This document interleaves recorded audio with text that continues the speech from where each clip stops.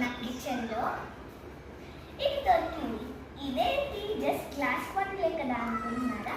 దీంతో మనం ఈరోజు ఫ్లవర్ వాజ్ చేయబోతున్నాం. ఫ్లవర్ వాజ్ అంటే ఏముంది, ఇందులో జస్ట్ పేపర్ ఫ్లవర్స్ పెట్టేయడమే. కానీ బయట నుంచి ఇదంతా చాలా గ్లాస్ లాగా క్లియర్గా కనిపిస్తుంది. సో మనం దీనికి కూడా పెయింట్ వేస్తాం. పెయింట్ వేసి ఫ్లవర్స్ చేసేలోపు పెయింట్ కూడా డ్రై అయిపోతుంది. సో ఇందులో మన వాటర్ కలర్స్ అయితే ఉన్నాయి. నేనైతే దీన్ని రెడ్ కలర్ పెయింట్ చేద్దాం అనుకుంటున్నా.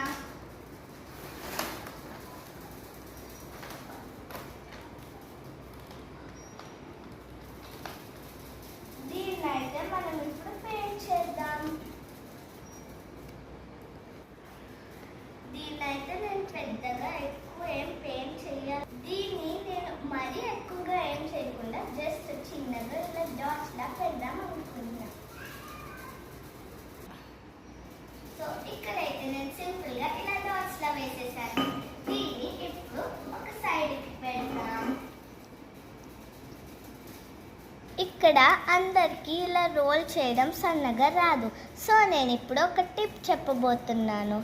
ఒక స్టిక్ తీసుకొని దాని హైట్ని ఒక గ్రీన్ కలర్ పేపర్ మీద ఇలా మార్క్ చేసుకోవాలి. మార్క్ చేసి దాని థిక్నెస్కి కాకుండా ఇంకా కొంచెం థిక్గా స్కేల్తో ఇలా వేసుకోవాలి. దీన్ని కట్ చేసుకోవాలి. దీన్ని కట్ చేసేసుకున్నాం. కట్ చేసుకున్న తర్వాత ఫెవిస్టిక్ తీసుకొని ఈ లైన్ మీద ఇలా అప్లై చేయాలి. ఇలా అప్లై చేసుకున్న తర్వాత మనం తీసుకున్న స్టిక్ని సెంటర్లో ప్లేస్ చేసుకోవాలి. ప్లేస్ చేసుకొని ఈ రెండింటిని ఇలాగ ఫోల్డ్ చేసుకోవాలి. ఇలా రోల్ చేసుకొని పెట్టుకున్న తర్వాత ఏదో ఒక కలర్ పేపర్ని తీసుకోవాలి.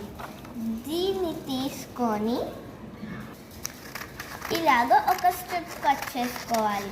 దీన్ని కట్ చేసుకున్న తర్వాత ఇలానే ఇంకొక స్ట్రిప్ కూడా కట్ చేసుకోవాలి.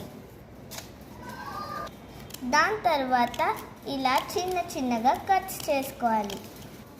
ఇప్పుడు వీటికి ఇలా గ్లూ రాసుకోవాలి. మీరు ఎన్నైతే చేస్తారో అన్నిటికీ రాసుకోవాలి.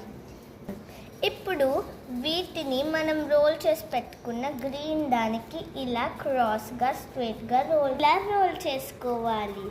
ఇలా మీరు కట్ చేసినవన్నీ కూడా లైన్గా రోల్ చేసేసుకోవాలి. ఇలా మొత్తం రోల్ చేసి పెట్టుకోవాలి. ఇప్పుడు మనం తయారు చేసుకున్న మిగతా